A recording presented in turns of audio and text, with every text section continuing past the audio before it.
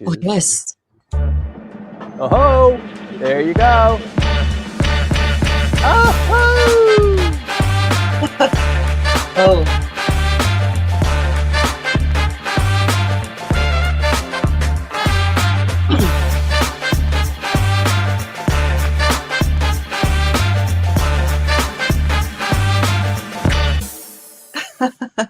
that's always that last move. It really tells a lot.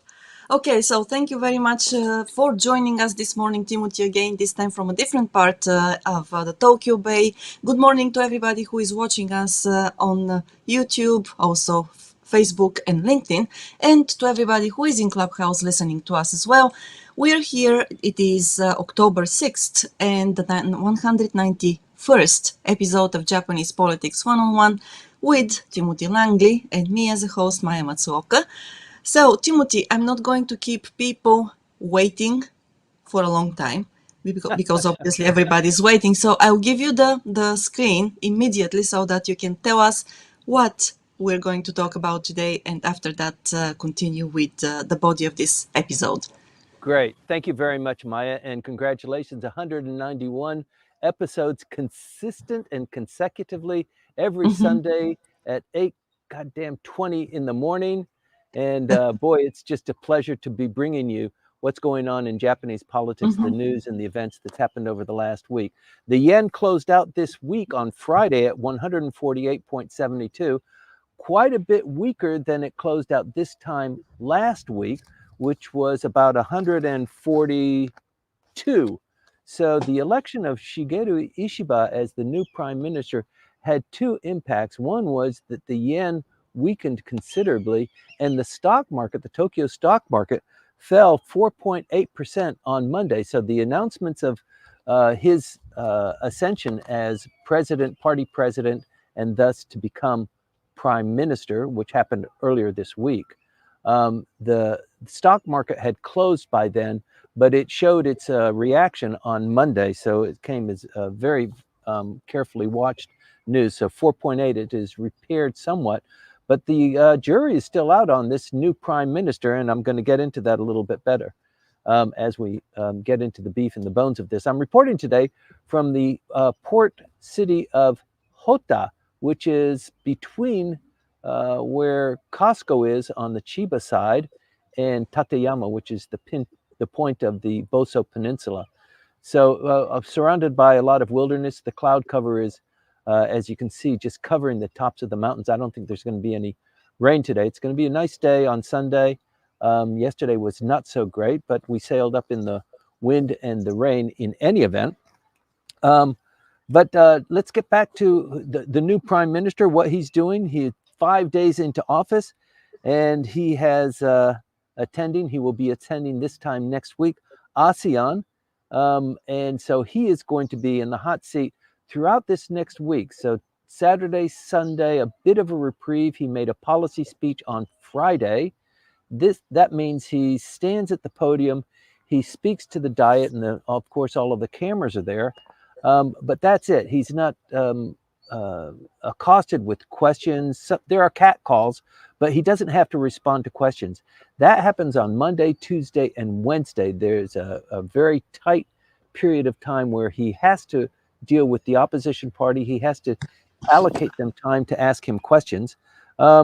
We are 1 month away, almost exactly, from the U.S. presidential election, and also tomorrow is the anniversary of the Hamas attack on Israel that we all know about, that is really triggered so much disruption in the Middle East. Since it's the anniversary of that, you can anticipate that there might be a little bit of action going on this week in that area of the world. Public opinion polls are kind of not quite sold on the current prime minister and his cabinet. They're not really so great. When Prime Minister Kishida started, his approval rating was 59%, you might recall. With Mr. Ishiba, he started at 49%. It doesn't seem like a big gap, but it's the lowest in many presidencies. Taro Aso did actually worse when he became president for that 1 year. So it does indicate that maybe everybody's a little bit worried about him. His cabinet approval is even lower, 32% right now. The disapproval is high at 44%, but all things being equal, and they never are, at least the LDP is doing better now than it was in the final several months of the Kishida administration. Actually, maybe 6 or 8 months. The approval rating of Mr. Kishida's presidency and also of the cabinet was very low, as you know. And let me see, what else do we have? Woo! Was that your cat, Maya? No, it wasn't. Something else. It's not me. Oh, Okay. it's okay. Okay, but let me use that as a segue. Let me turn it over to you, and then I'll get into some beef and bones of the rest of today's briefing. And by the way, for those of you that are just listening in, Dan Harada and I did a post-election debrief on Thursday, just maybe 3 days ago. And the popularity and the interest in Japanese politics is just so outstanding. We did maybe a 25-minute briefing. Thousands of people have watched that briefing. And there's just so much interest globally in what's going on in Japanese politics, and few avenues to find out what's going on, what does it mean, how do we interpret it. So I very much appreciate you and the audience continuing to stick with us, and also to participate in the Q&A session after I finish babbling and Maya takes over the Q&A period. Maya? Okay, well, thank you very much to everybody who watched that session, and it is on YouTube, it is on LinkedIn as well, you can find it there. And before we continue with the body of this session, I would like to say, well, a big thank you to our first sponsor, Kanchu, at kanchu.com. Kanchu offers bilingual services in English and Japanese to individuals who want to buy and sell real estate in Tokyo and Yokohama. Kanchu also does property management and investment property. If you want to work with them, reach out to James Howell. You will find him on LinkedIn. You'll find also his contact details in the description of the YouTube video, but also it is james at kanchu.com. Reach out to James and talk with him about your next project. Okay, Timothy, it's you once again. Over to you. So Thank you, let's Maya. continue. I It, will. it, sound, it sounds like something is rubbing up against your microphone, because every time you move around, I hear this big Oh, cat. okay. Keep my muted. It's not my cat. My cat is in the other room today. Okay, Been so safe from your clutches. right. So, ladies and gentlemen, getting back to the briefing, we have found that my briefing portion is taking a smaller proportion of the program, because the questions coming in are so rich and textured, and that's really where the beef and the bones of what's going on in Japanese politics occurs. Alternatively, though, we produce a synopsis of what we talked about each after each show. It usually comes out after 2 or 3 days, and this synopsis really compresses the points that I have made, and it identifies the questions, but it doesn't go into the answers of the questions. And if you're really interested, you really need to listen in on the Q&A portion, because that's where a lot of heat and light is produced. But let me get on to the rest of the briefing. The Prime Minister, he's been in office for 5 days. He's confronted with a couple of issues that probably are impacting his popularity or the disapproval rating of his cabinet. First of all, as you know, is the slush fund scandal that really drove Mr. Kishida just crazy. He could never hold a snap election. He could never get his bearing. He tried to dissolve the factions as a way of recreating the LDP and burnishing his image. It just never quite worked. But the slush funds scandal still lingers. Many people, the voters, have not felt that it has been fully resolved, even though the Prime Minister, Mr. Kishida, and also Mr. Ishiba, wish that people would just kind of forget about it. Let's move on. We have a new Prime Minister. That's in the past. When it comes time for the voters to voice their opinion, they get to do that because the Prime Minister said he wants to have an election at the soonest possible time. So the voters are kind of sharpening their fingernails and listening very carefully to the public pronouncements of this new prime minister and what he intends to do. So there are a couple of negatives that are already ascribed to Mr. Ishiba. The first is the slush fund scandal, what he's going to do about it. The unification church, it's still somewhat unresolved. I think the general population is very curious about what they were doing in bed with so many of the LDP members and what was the tit for the tat there. Finally, the flip-flops that the current prime minister has made on a couple of issues, not just his support for same-sex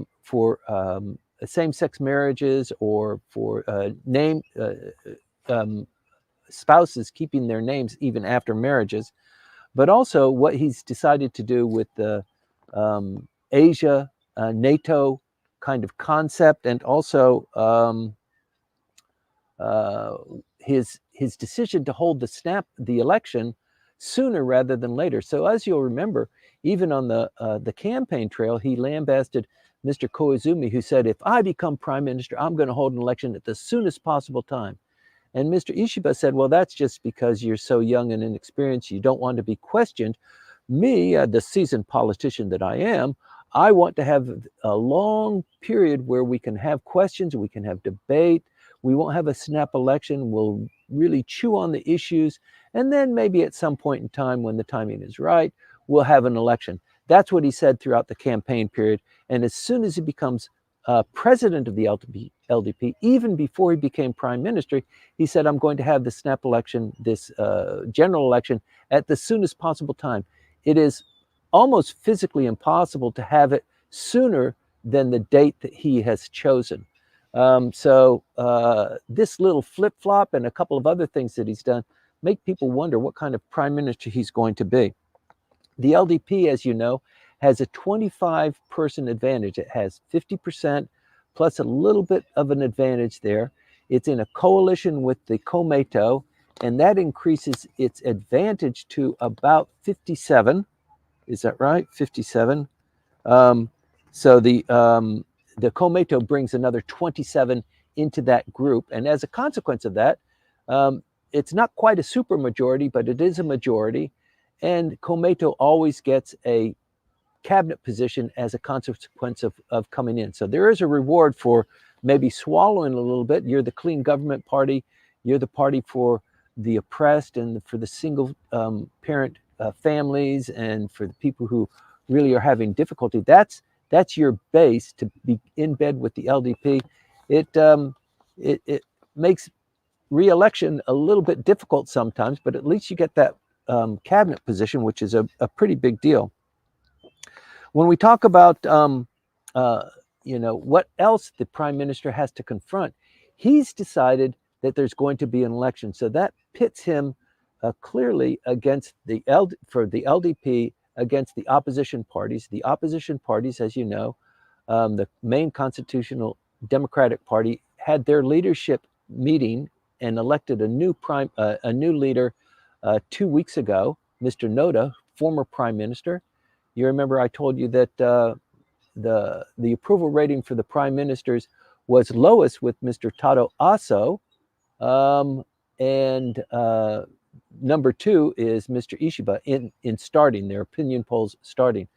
Mr. Taro Aso had a lower approval rating than Mr. Ishiba has right now. His administration lasted less than a year, and it was Mr. Noda who came over and took over as prime minister, kicking the LDP out. So this battle that is being formed now by the LDP against the opposition parties, Mr. Noda, I don't want to get too much into the weeds, but in their leadership election, there were 2 factions within the Constitutional Democratic Party. One faction said, let's coalesce our forces with the opposition parties to kind of crush and take over the LDP. And the other one was, let's accommodate the LDP. Let's be friends with them. Let's try and build our base. And that faction lost out. Mr. Noda said we need to coalesce forces with the opposition parties, such as the Ishin no Kai and the others. And it seems that he's making a little bit of headway there. He is a very suave and polished politician.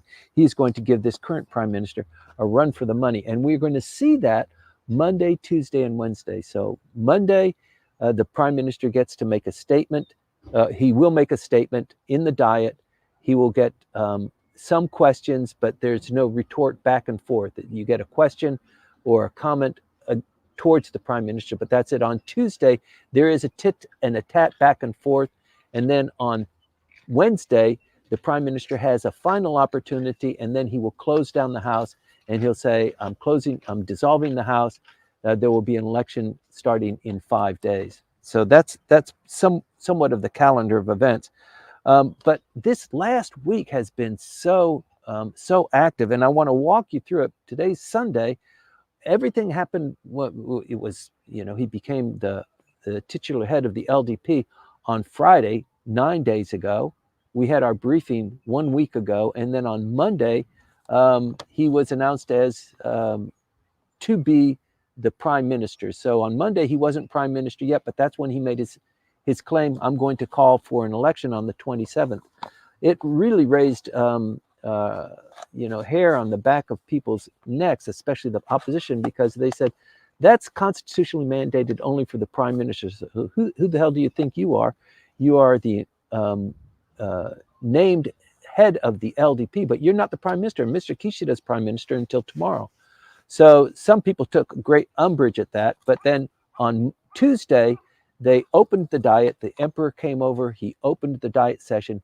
Both houses collected in the upper house chamber, and they voted for prime minister, and Mr. Ishiba became prime minister. If you were watching the news, it was really pretty dramatic to see Mr. Ishiba accepting the applause, and also in LDP headquarters, seeing the reaction that he received from Mr. Suga, and also particularly from Taro Aso. So it was a bitterly fought fight. It was a runoff between Mr. Ishiba and Sanai Takaichi. It was a very close margin, and it turns out that Sanai Takaichi was supported by Mr. Aso. He lost out on that. And Mr. Koizumi lost out as well, also supported by Mr. Suga. And on this side, Mr. Ishiba, who was supported by Mr. Kishida and by Mr. Suga, came out on top, but just by the skin of their teeth. So getting back to the election and the outcome of the election, Sanai Takaichi, Koizumi Shinjiro, and Shigeru Ishiba had always been mentioned as the three top contenders. On Friday, we found out in the first round that it was going to be Ishiba and Takaichi, and then they had the election there. So the question becomes, of those 9 candidates who ran, what happened to those? And what we can say with pretty much clarity is, if there was any association with the Abe team or the former Abe members, or with the Abe faction, those people are out. So Sanai Takaichi, she became a candidate for prime minister because she was supported by Mr. Abe when he was alive the last time, when Mr. Kishida also ran but won. So she's affiliated with the Abe part. Mr. Kobayashi is also affiliated with the Abe part of the spectrum, because many of the younger members, 2-term or 3-term members, really liked him, a 4-year term member of the lower house from Chiba, from this area where I am now. And he appealed to the younger LDP members. He is out, and when the prime minister was pulling together his cabinet, he offered Ms. Takaichi and Mr. Kobayashi also party posts or cabinet posts. We're not quite sure. We have heard rumors of Takaichi being offered a party post, and she said, no, I'm not going to do it. If I'm not the Secretary General of the LDP, forget it. I'm not interested. And Mr. Kobayashi was similarly offered. So Mr. Ishiba, going into this general election, it's not that he just has Mr. Noda with the Constitutional Democratic Party to contend with. He's got people within his own party who are angry and have an agenda to diminish him. And already you can kind of tell that this this prime minister has not gotten off to a very clear start. We're going to know a little bit more in the next coming days, and then there's going to be the election, and then the voters will actually tell us. But it's going to be a very active week coming up. Let me get back through the rest of the week that we started with Mr. Ishiba being the party president. On Tuesday, they opened an extraordinary session. He became prime minister. On let me see what else happened on Tuesday. One of the things that he forgot to do when he was putting together his cabinet was he kind of forgot about Mr. Taro Aso, who was deputy prime minister, longest serving deputy prime minister. He was deputy prime minister under the entire Abe administration, under Mr. Suga, under Mr. Kishida. And in this election, Mr. Ishiba kind of forgot that Mr. Suga was there, and he appointed Mr. Suga as deputy prime minister. So this has got to irk Mr.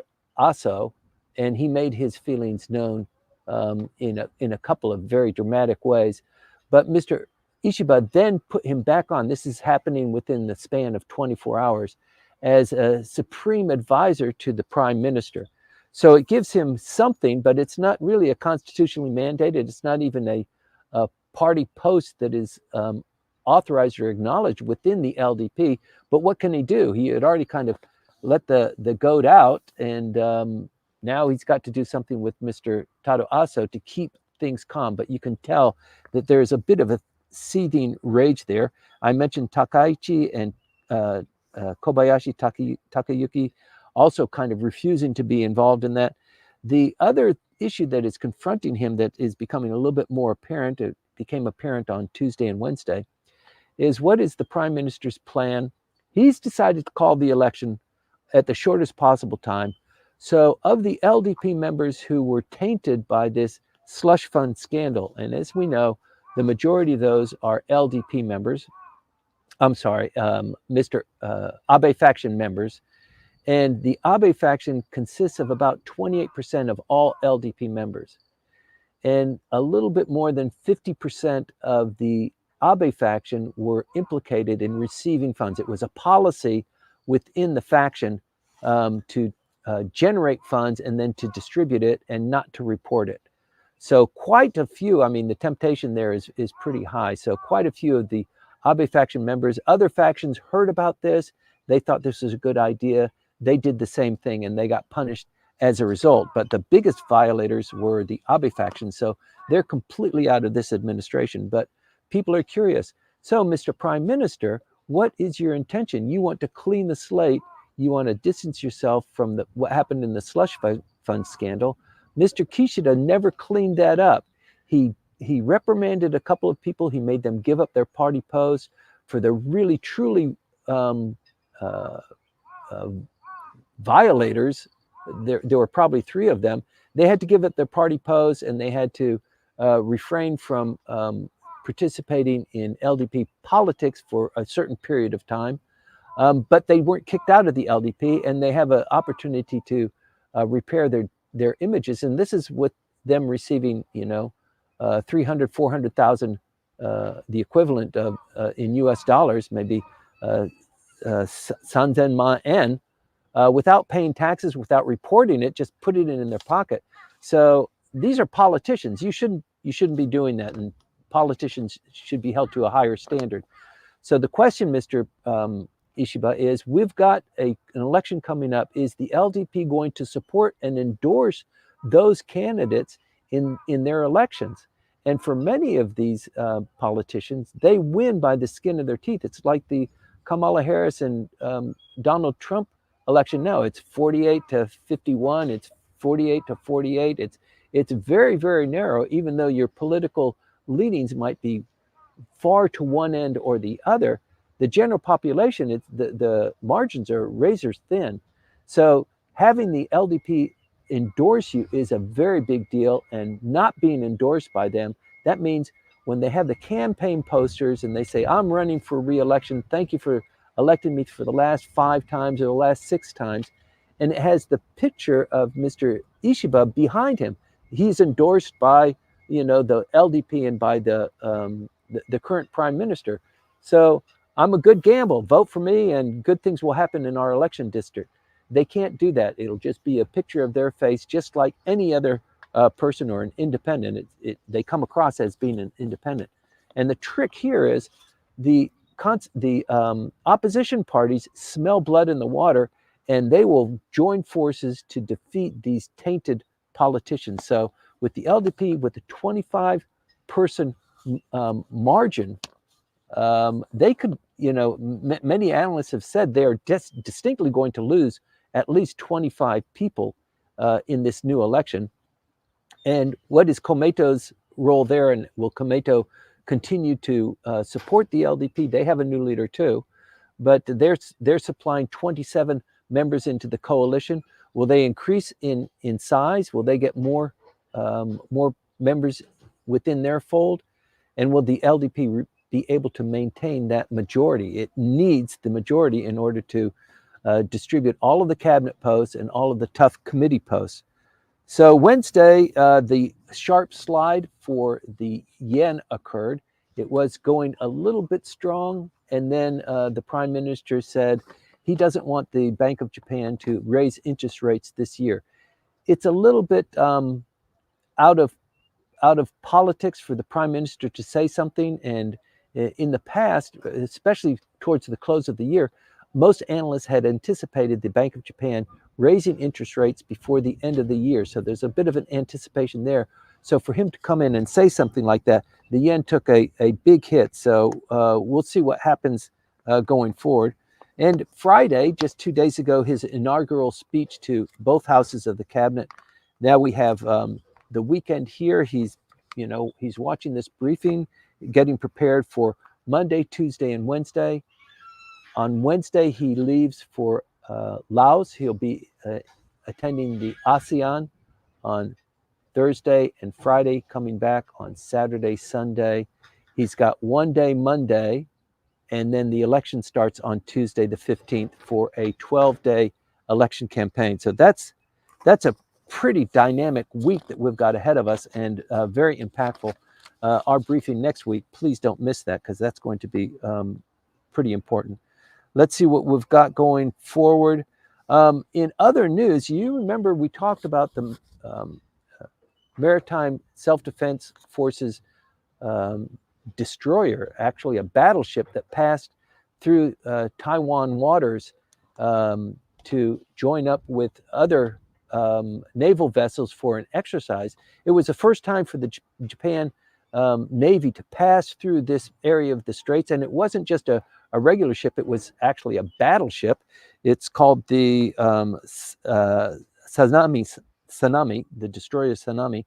It followed a German destroyer also going through there, and they collected this last week a flotilla of U.S., Australia, New Zealand, and Philippines naval and patrol vessels, and they collected and ran drills and patrols and exercises around the Scarborough Shoal, which is a real flashpoint in the Philippines, still within Philippines' exclusive economic zone, but once again showing the might and the coalition building that Japan is participating in.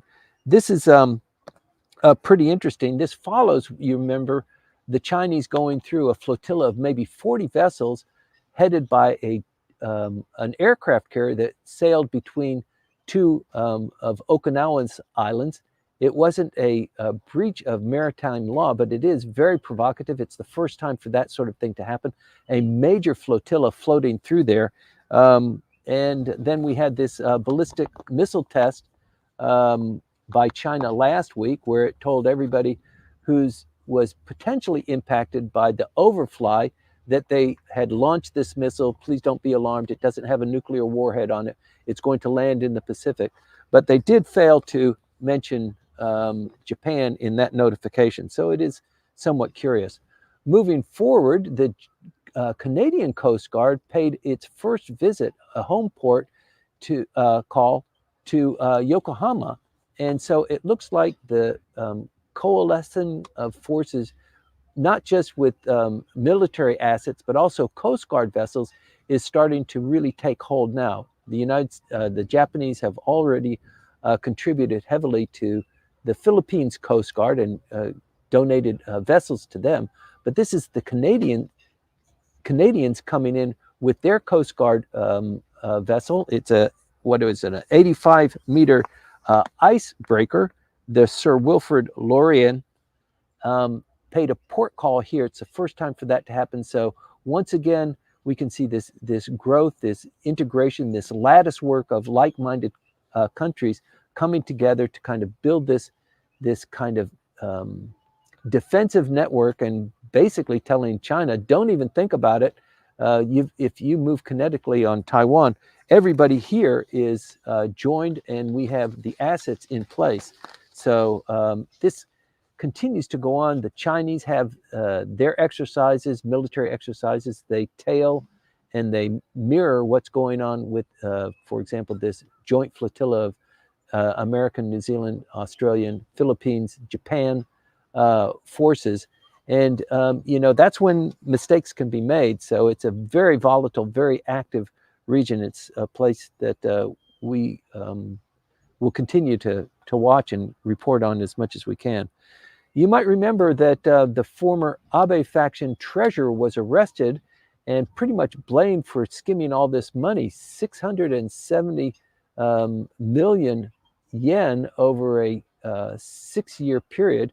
The period actually extended far longer than that, but the public prosecutor's office decided to cut it to a 5-year period. So all of these numbers that you're hearing about certain politicians pocketing money, that's only over a 5-year period, or maybe even a 4-year period. So they didn't do the whole Monty and do the analysis of how much money they had received since this program was in place, and it was in place for about 20 years. But in any event, the treasurer pleaded guilty, and he was sentenced just on Monday. Mr. Matsumoto Juichiro was the treasurer and an accountant. He was arrested for underreporting these funds and distributing them to the members of the Abe faction. He's 77 years old, so you could say he was a bit of a patsy and they were looking for a scapegoat. He received 3 years in prison, suspended for 5 years. So he doesn't go to prison, but if he does anything wrong, then he will go to prison. If he does any accounting fraud, or maybe his toenails aren't clipped, then he could potentially go to prison, but that's just not going to happen. This follows with Mr. Nikai's, the Nikai faction accountant, also on September 10th, being found guilty. He likewise was sentenced to 2 years in prison, suspended likewise for 5 years. So this is not the tail end of that episode. The voters are watching this. They want people to take responsibility and to be punished for some of this. This is not the tail end of it. I think a lot of people are saying, look, the guilty were found, they were tried, they received a punishment, they're serving their punishment. We have a new prime minister, so let's all be friends, let's move forward. And I think that's what Mr. Ishiba would like to do. We won't know really clearly until later this week, when we hear from him what his decision is with regard to the tainted Abe faction members or other members who received political slush funds, and what the LDP stance is on that. So that's a big thing that's coming up this week. It will really tell the population, are you really for the people? Are you really trying to clean up the LDP? Or is this just window dressing? You really don't have your heart into it.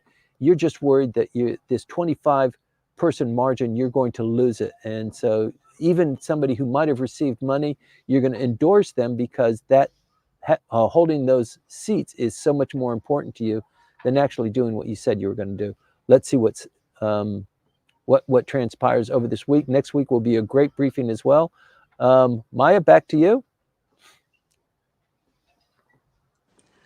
Okay, thank you very much, Timothy, for this. Did I catch you unawares? Almost, yes, almost, yes. So I know that it gives you pleasure. So It does. It's a win for you. Okay, so before we dive into the Q&A session, we already have accumulated quite a few questions on Great. all of the platforms, I would like to say thank you to our other sponsor, that is Houze Inc.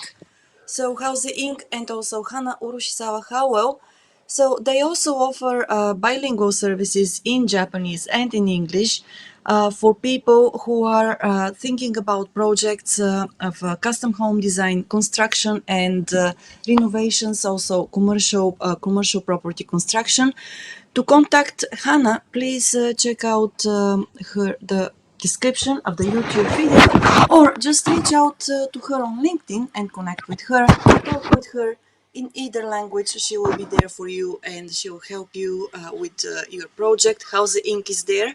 So they have been doing this for 40 years now, and well, they'll be happy to help you. That's Your mic for. is still jumping around, Maya. Is it? Yeah. Oh, that's surprising. Okay, I'm on full volume here, so I don't know why this is No, it's happening. it's it's like something is brushing up against it. Maybe some paper that you have that's close to the microphone. I don't know, but it sounds like it's brushing up against something. Oh, okay. Thank you for letting me know about that. So, then let's start with the Q&A. I Let's would like go. to go, yes, to go first with a commented question from Byron Johnston, which is on LinkedIn, and it actually came maybe about 20 or 30 minutes before we started the briefing. Thanks, So Byron. here we go. Yes. This snap election appears pointless, and likely every member of the lower house, who naturally will lose around $100,000 of income because of the early election, now has to raise legal money to fight in the election. So all these members, they must be frustrated. The new government does not seem to have achieved any lift in the polls either. What will happen to this government if the loss of seats is significantly larger than expected? This is also a point that Timothy raised with Dan Harada on Thursday, but he appeared not to want to address the potential impact of that. What would, okay, or what is Timothy's assessment on this? That's a great question, Byron. Thank you very much, and thanks for watching the Tim and Dan briefing on Thursday. Yes, Dan didn't want to get into it, so Dan's in a bit of a delicate position, as you might be able to surmise. He is an LDP member. He's a card-carrying member. He is a naturalized Japanese citizen, and therefore he can vote and he can become a member of the LDP. I can't. I'm still an American citizen.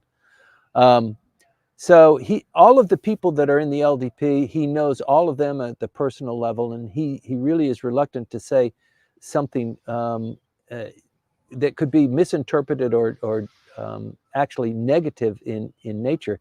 He doesn't want to go there. He doesn't want to acknowledge that perhaps the LDP could lose 60 or so members, and then they need to scramble.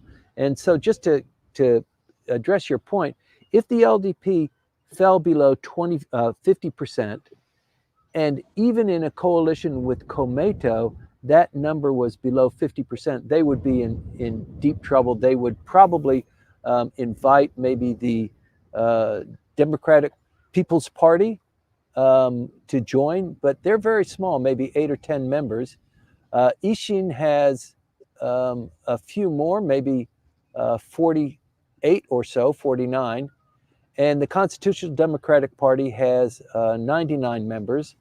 Those are the opposition parties. So bringing in somebody else, probably the smaller of the three of those, but there are other, not fringe, but other opposition parties as well, to get them over that level. Because once you lose that majority, you lose the ability to select the cabinet.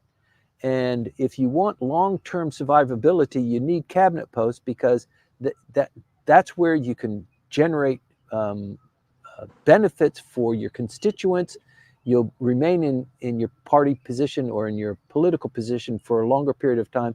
And also your wealth grows just because of the favors that you've done for people. And like you said, running a campaign is expensive. At the same time, every member of the lower house knows that it is more likely that their term of office will end sooner rather than later. And that counts now also for the members who will be elected on the 27th. They could be up for election before this time next year, too. So they're always trying to collect money. They're having benkyokai, they're kissing babies, they're trying to generate political funds just in case they need it. They need a nest egg because the political machinery, no matter what party you're from, if it's not the LDP, it's somebody else, that those political parties don't provide all of the funds for you to become reelected. They might send somebody over to be on the sound truck with you and give them a microphone, but it's a lot of that money needs to be self-supporting. So yeah, it remains to be seen. I also feel like you that the LDP is going to take a beating. You've got Mr. Noda, you've got Sanai Takaichi, you've got Mr. Kobayashi, you've got the Constitutional Democratic Party under the leadership of the very able Mr. Noda. Yeah, it could be a very, and you've got Mr. Ishiba. Who knows how he's going to fare? He hasn't done so greatly well these last couple of days. And even within the LDP, you've got Mr. Taro Aso, who's still angry with him. And there's this, this bitter internecine warfare that's going on quietly in the background. Yeah, it's not a good mix. So I hope that responds, Byron. You always have these great questions. I don't know, the jury is still out on that one. All right, yes, it is still out, and the next couple of weeks will be telling. Many people indeed doubt that Mr. Ishiba will have a long mandate, but we don't know that at this point of time. Everybody said the same thing when it became Mr. Kishida. Everybody yes. says, I don't like this guy. He's not the guy that we had before. He talks different. He looks different. He's not going to last. I mean, they say that every time. But this time it does. I mean, the public, that resonates with the public. The lowest, I mean, only Taro Aso did worse in his first week in office. And it wasn't his first week. I mean, the poll was conducted over the last couple of days. So it's very fresh news. Very fresh news still. Okay, yes, but we'll be watching what happens over the next weeks as well. So moving on to Clubhouse and to the questions there. So Cam has a question. How many seats could the LDP lose in the general election? You partially answered this question earlier in the briefing, but I don't know, would you like to address it once again, or would you like me to go with the next one? Yeah, please go with the next one. I think I addressed that one. They have a 25-person margin. With their coalition partner, they have a 55 or 56 person margin. It's hard to say. Okay, so the next one from Cam again. Will Ishiba be forced to take responsibility if they lose their simple majority of 233 seats? Oh, it's worse than that. So as a prime minister, you're calling for an election. If you are not at parity after the election, you're basically a loser. But I think people understand that the public have to vent their frustration and their ire at the LDP by punishing them, because these people took, the fellow who's in my election district, for example, he took some money. I don't like it. I knew his father. I've voted for him 3 times, but voting for him just, I'm going to vote for somebody else. And that somebody else is not an LDP member. The LDP is not going to run 2 members in that election district, even if that particular member doesn't get the endorsement. Not getting the endorsement just lowers his possibility of being reelected. It doesn't mean that there's another LDP person coming in. So if they don't vote for the LDP person, they're going to go for somebody else. And the great thing about Mr. Noda is that he comes from the same school of thought as Mr. Ishiba. They used to be colleagues. They used to belong to the same political party. So it is a viable alternative if you're holding your nose and you just can't vote for the LDP candidate, whether you're disdainful of the LDP or you're disdainful of that particular individual. So yes, I think that there's going to be a lot of bloodletting. Right. Well, that's fascinating. Unfortunately, yes, Mr. Ishiba is going to fight he has to fight within the party, as you mentioned earlier. So let's see what, the next questions here. So if there is a significant defeat, what kind of adjustments might the LDP make if Ishiba does not step down? Yeah. Okay. That's a great question. I think there will be a lot of wrangling and wringing of hands. What are we going to do in order to maintain a majority? This is all speculation, so it's only the value is just as a kind of a thought exercise. But the LDP must maintain some sort of a control over what's going on in the Diet with the bills, with the assignment of committee chairs, and certainly with the cabinet portfolio as well. So what's going to happen is he's selected a cabinet. He closes down the House. All of the members give up their badge. They're not politicians anymore. Even the prime minister, they're without a mandate. They go through the election and they get elected or they don't get elected. They come back in. They start a new session of the Diet, but typically not immediately. So the election will be on the 27th. That's a Sunday. Then Monday, Tuesday, the new members of the Diet, you'll probably remember, they're very proud. They get a new suit and their parents come and they walk through the Diet steps, and the great doors in the beginning or at the very main entrance, they're opened up for the first time. Those doors are only opened up for the emperor and when there's a new batch of members to the Diet in the lower house or in the upper house. So that ceremony needs to happen, and it needs to happen when the Diet is in session. So before this year ends, after the election, but not immediately, maybe a day or two, or probably not a week later, but pretty quickly, there will be another session of the Diet where everybody receives their badge and the cabinet is recoalesced, reapportioned, and then they start business once again. There might be some members of the cabinet who actually have lost their seats, and there might be a little bit of switching going on there. But as the question indicates, what happens if at the end of the day the LDP doesn't have that and they're hanging by the skin of their teeth on maintaining it? What do? They would form a coalition with one of the opposition parties that would be enticed to join the LDP and vote for the cabinet posts and all of the things that are required there, because we will give you one cabinet position. That's how it works. So I hope that's somewhat clear. Yes, and because you mentioned trading and also that the LDP might actually have to form a coalition with another party in addition to Komeito. Is there any way of you actually making a, let's say, prediction about how many seats Komeito this question has got to be from Camilio, is it? No, it's from somebody else. It's actually from Hiroaki on YouTube. Okay, thank you very much for inviting me to put my foot into the dragon's teeth. But no, I won't make a prediction.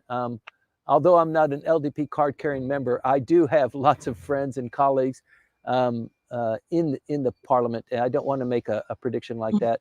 And for a person like me that does this for a living, I'm in the Diet all the time.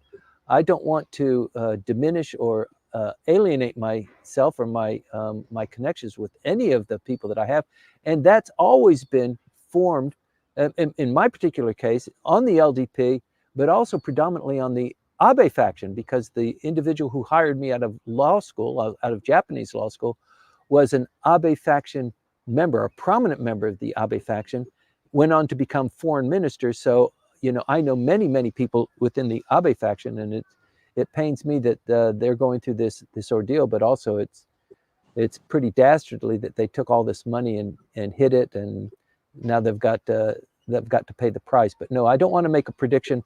I think that's not my role to make predictions. My role is to report to you and to analyze how it looks and what it means and where it's going. But I'm not quite in a position to make a prediction. Okay, understood. And thank you for that. Continuing with the questions from Cam in Clubhouse again. In the event of a major LDP defeat, yes, in the election, is there a chance a government led by the Constitutional Democratic Party of Yes, Japan could emerge? Yeah. yes, yes. That is the second more real possibility. That rather than the LDP, I mean, if the LDP comes up really shorthanded, it is going to reach out to try and bring somebody in. But that whoever they bring in is also being courted by the opposition parties. Don't do that. And in fact, Komeito, why don't you come over to us? Why don't you stop being with those guys are just losers, and you are giving up so much of your spiritual energy to be assigned to them just for a party post. Come with us. We'll give you 2 party posts. Let's kick those bums out. That's the more likely scenario, rather than the LDP bringing I mean, both of them, those are very difficult to conceive of, but the Constitutional Democratic Party being able to weave their coalition of not quite like-minded other parties together just to defeat the LDP has a certain amount of appeal. Well, okay, and it seems that, as you mentioned, the polls are not in favor of the cabinet at all, not in favor of Ishiba-san at all. Oh, it's going to be, yes, a It's very it's exciting. already interesting. And you know, the other funny thing is that 3 weeks ago we were talking about Kono Taro. Over the last 2 weeks, Yeah. nobody has mentioned Kono Taro. There, you know, he's just completely fallen off the map. He's still a heavy contender. He's still a friend, a colleague of mine. I like him a lot. I believe that at some point in time he will be prime minister. But boy, that up down Japanese politics, you've got to stay on top of it because so much has dramatically changed. Yes, so as you mentioned, Kono Taro disappeared entirely from the news, from the political scenes, as it seems. Of course, he will stay in the diet, of course, and of course, if he wins his seat again. But yeah, that's a dramatic change indeed. And so there is a very interesting question here in Clubhouse, which came just now from Hiroko-san.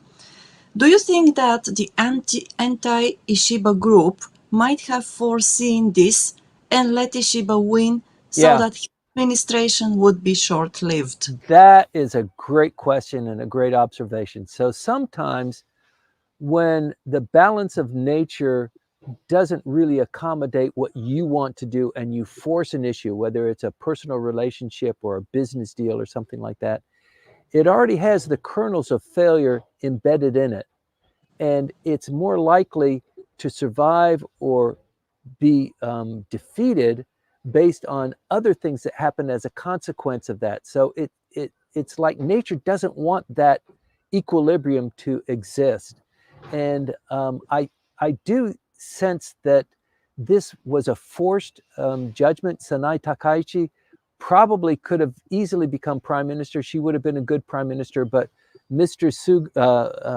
Aso just vehemently opposed having her as the leader. And so I think he spent a little bit more political capital, and you can see it in his face. You can see it in the face of Mr. Suga when they cross paths. It's like an unnatural alliance that just it could survive given some dynamics and some activants and some ingredients and some nourishment, but we just don't know, and we're in that delicate period now. The diet is still in session. It hasn't been closed. It'll be closed on the 9th. Then we have a couple of days of a hiatus, and then the election period begins.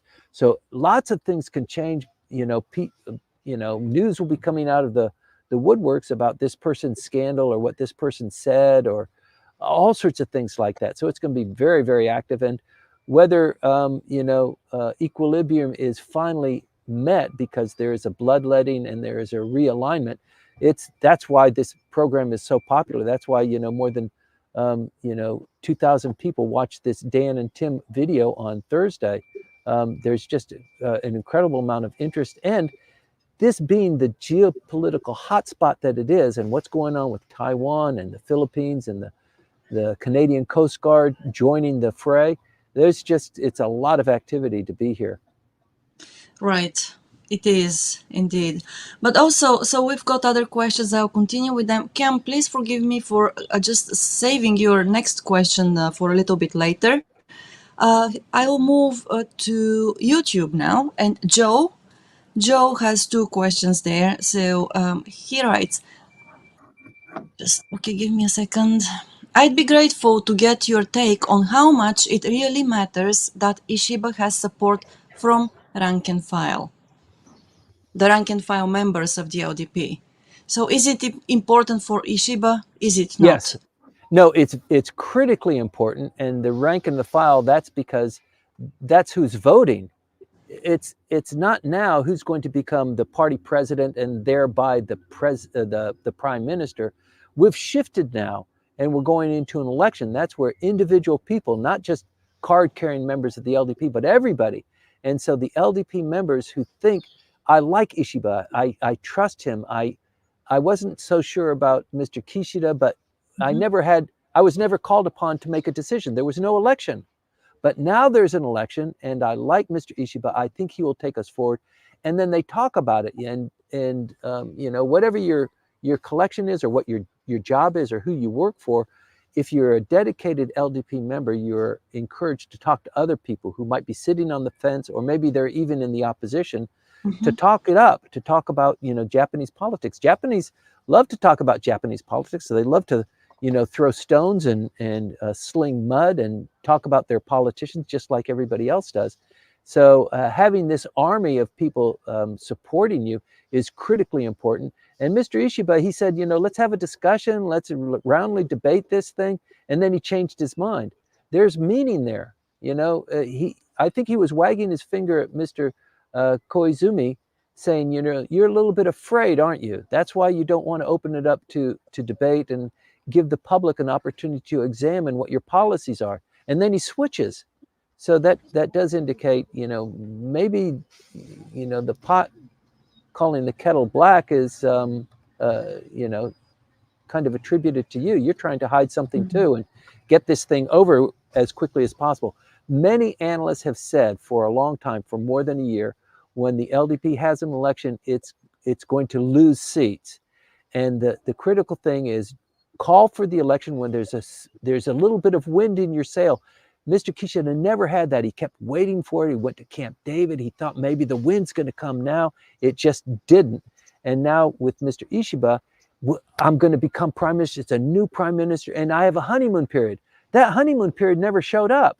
We're in the honeymoon period. It's already evaporated. So maybe it wasn't such a smart move. Sanai Takaichi never said that she would hold an election. She was actually a little bit reluctant to say that she would hold an election.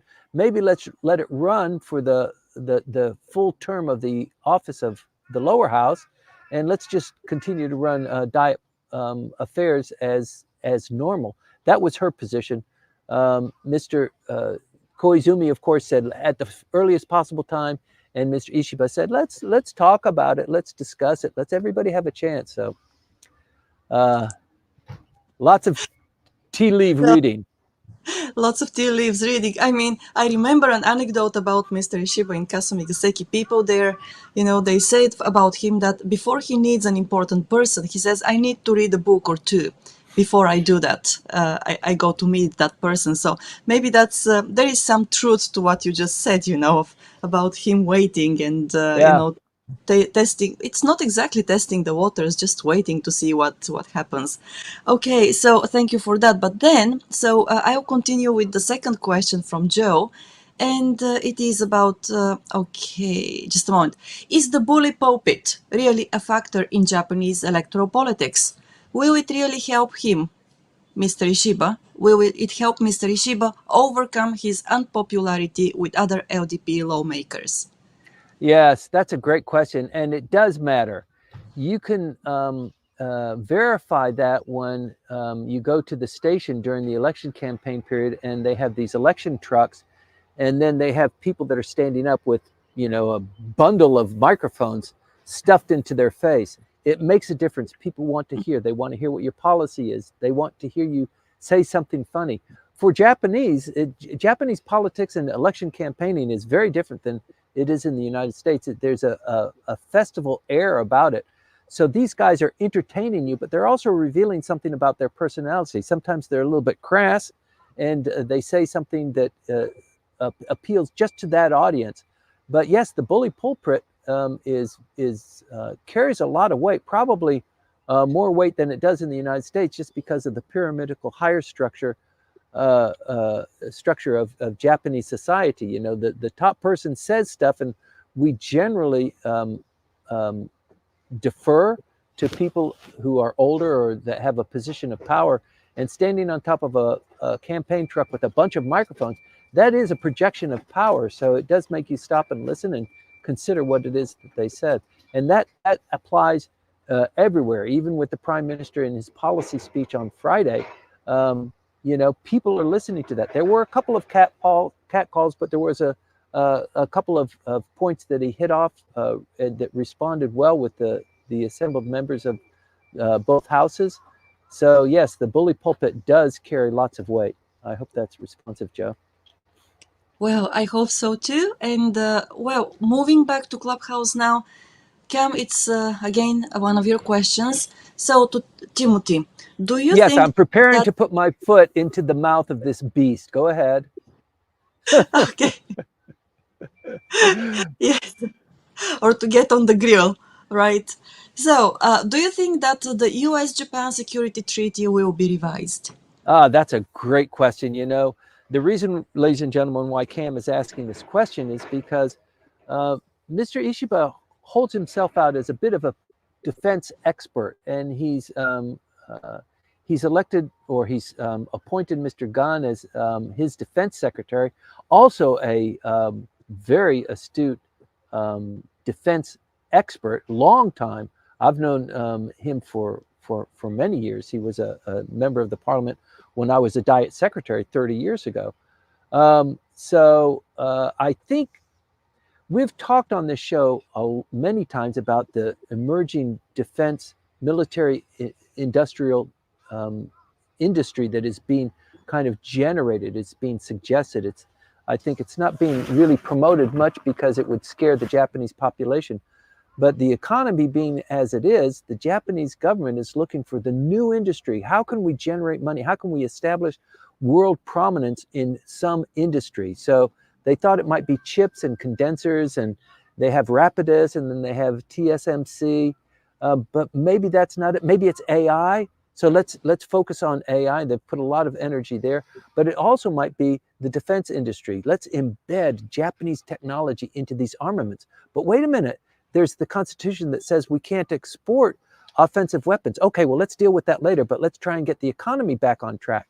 So I think I was not so sure about it before Mr. Ishii became prime minister, but now in his pronouncements, he has already made a comment, an inference about the stationing of troops in Okinawa and the status of forces agreement that's in existence with the United States, which allows them to house troops, to store material, to have ships and airplanes and all sorts of things in Okinawa. I mean, that has maybe 85 or 90% of the U.S. presence in Japan is in the Okinawan Islands. And so his consideration that maybe we should revise that, and actually my idea, being a defense otaku that he is, let's change that and let's make it Japan ASEAN's NATO. So if you're in Korea or in maybe the Philippines or Vietnam, and you hear that from a country that had one time invaded you and decimated your culture, it might give you pause for concern. But that was 70, 80 years ago, and I think it is time for a revamp. And I don't dislike the idea of an Asian NATO. NATO doesn't belong in Asia Pacific, but a coalition. I mean, we've already had this. The buzzword in the United States is this lattice work of like-minded countries to present. They provide, they contribute, they coalesce, they cooperate militarily with intelligence and with their military assets, so that China is, always, going to have to really second guess what this lattice work could produce in the event that the Chinese, and they've said this time and again, that they will unify with Taiwan one way or the other, if by force, if necessary. So I think that this is a timing issue. China will not always be at this political and economic power. It will start to diminish, and with the current leader, he might say, "Look, it's now or never." And so I think any prime minister is going to say we need to be a little bit more self-reliant, not depending on the United States for this nuclear umbrella, and we provide support and services and maybe maintenance to some of their vessels. It needs to be far more robust. The problem there, as everybody else knows, is, and ignoring for a fact for a moment the Constitution in Article 9, just the population. The population is declining, and nobody really wants to join the self-defense forces. They'd rather make money working in the big cities for some of the companies that are renowned already in the world. So Japan is really trying to bolster yet a new industry, and if they could embed Japanese technology into lethal weaponry and export that, I think that would be a very effective new industry. So a lot of things need to change to realize that, but I think the prime minister, that's one of the things the prime minister is thinking about, and thus this question about status of forces. And is it, it's been a long time on the books. It is the underpinnings of the U.S. Japan relationship, so it's very important. When the prime minister starts to talk about that, there are people in the United States that really don't like it. And in fact, you might have missed the very terse congratulatory remarks from U.S. Ambassador Rahm Emanuel when Mr. Ishiba became prime minister. It was just like, congratulations, see you around. And that's from the representative of the United States.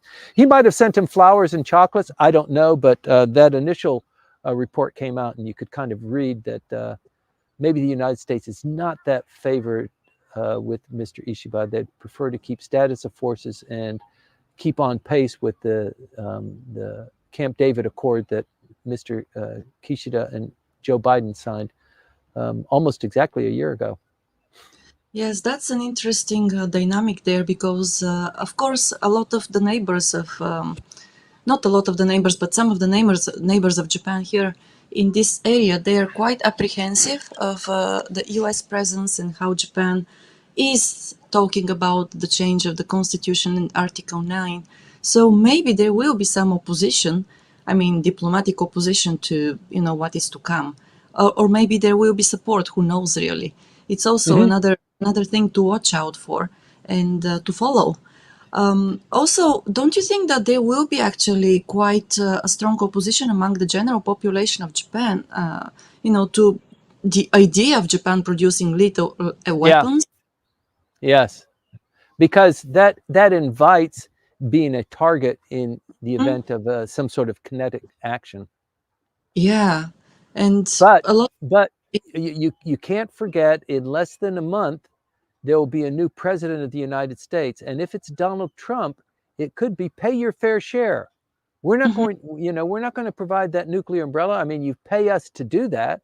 We appreciate that. We send billions of dollars to Taiwan because that's important. But Japan, you're a wealthy country. You're the fourth largest economy in the world. You should be either paying us to provide that, or you should do it yourself. And I think up until now, the Japanese and the population and the LDP, which is dominated by U.S. politics, obviously, has made the choice that it's easier, it's quicker, we're generating money, we're not a target necessarily of North Korea or China or even Russia as a hotbed of aggression towards them, but we do service and support the United States. And so if you're mad at the United States, talk to them, but don't blame us, has been the general policy, a safe policy, so that Japan didn't have to focus on the military component of having a country. They pretty much relegate that to the United States. And that's why the self-defense forces is so small relative to what the economy is, and why the public just continues to blame the military for all of the trouble in the Pacific War, and everything bad that happened to Japan is blamed on the military drive that generated that. Right. Okay, and since you mentioned former President Trump, there is an interesting idea here. This time it is from Hiroaki. So Hiroaki writes, Taro Kono comes back again after the U.S. presidential election. That's for sure. So I don't know what it means, but it's very interesting to think about. So, Hiroaki, you may have some more information. So, if you have that information, let us know. Share it in the comments. And I don't know, Timothy, whether you are willing to comment on this or not. Well, I think there are a lot of people in Washington, D.C., like myself, who are familiar with Kono Taro and his father. So his father was the only person to become elected president of the LDP who didn't become prime minister as a result. His dad is great, a true politician. He became Speaker of the House as a consequence, and this is his son, his oldest son. And so I think there's a legacy there. There's a reputation, not only from the father being passed to the son, but also Mr. Kono has also generated his own reputation, his own chops. And so I think that there are many in the U.S. Japan hand community who favor somebody like Kono Taro, who they can talk to. I mean, his English is fluent. He was at Georgetown the same time I was at Georgetown. That's when I first met him. So there's a great affinity there, as you would expect. Right. Okay. So thank you very much for that comment, sharing your thoughts on this as well, Timothy. With this, we have gone through all the questions and the comments at the moment. So to everybody watching us, if you have any other questions, any other comments, please let us know in the comment of your preferred platform. It could be YouTube, it could be LinkedIn or Clubhouse as well. You're very welcome for that. If you have questions which you want us to address next week during the briefing, also you can send them to us in advance. We'll be happy to get ready to prepare for them. And that's all for the moment, Timothy. One other thing, the Dan and Tim briefing, post-election briefing, was so widely watched, and we appreciate that. I think we will also do something like that before the election is finished. So maybe on the 23rd or the 24th, a couple of days before the election, we'll also have a noontime briefing.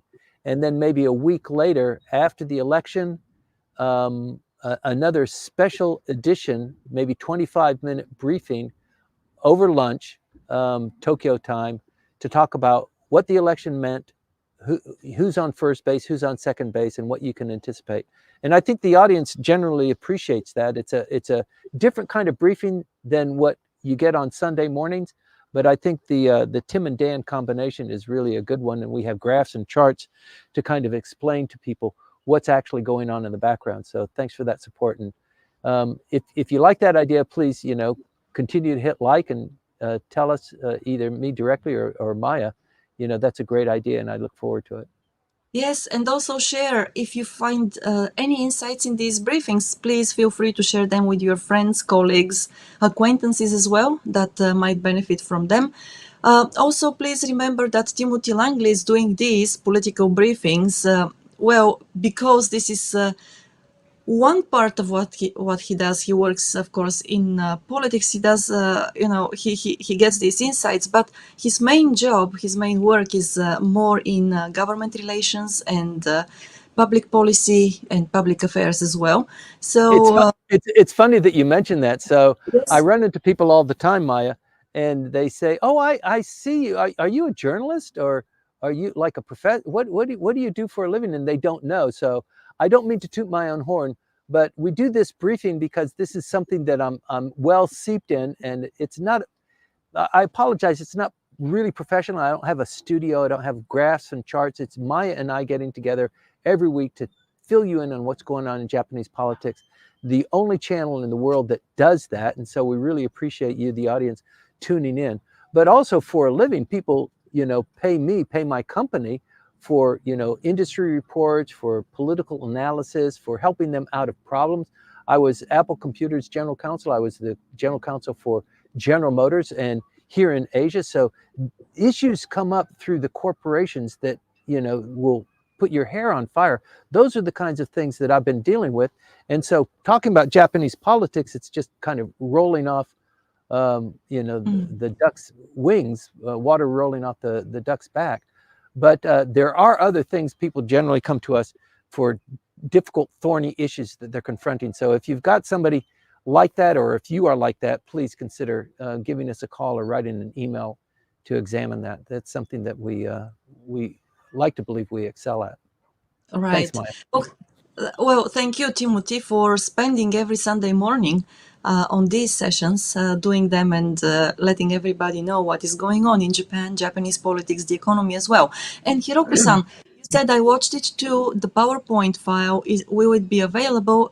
We have the PowerPoint file. We usually don't send it out because it goes well with the that's the session, the video session. But yes, if you would like to have it, maybe we can make an exception and send it to you. So thank you very Well, much for the question. Maya, why don't we do this? The what are the 6 or 7 charts? Yes, Excuse me. about that number, yes. Yeah, if you write us an email and say something nice and flowery, and then ask politely, I guess we could send those to you via email Right. independently. Independently, yes. Okay, thank you for that. And once again, I would like to say thank you very much to our sponsors as well, Kanagawa Chuo Jutaku or Kanchu, and also Houze Inc. You can find them online. You can find them on LinkedIn as well. Hannah and James are there. Please reach out to them if you have any projects in the field of real estate or building and also commercial management of properties and buildings as well. So thank you very much for this, Timothy, to everybody who stayed with us. We hope that you are in a nice environment where there is no rain, it is sunny, and you can enjoy your Sunday. So we'll be here once again next Wednesday morning at 8 o'clock with Tim Sullivan, and of course on Sunday morning at 8:20 with Timothy Langley, who is also very happy that this briefing is all over. Okay, thanks a lot. See you later, Maya. Bye, everybody. See you later. Click, click, click, click.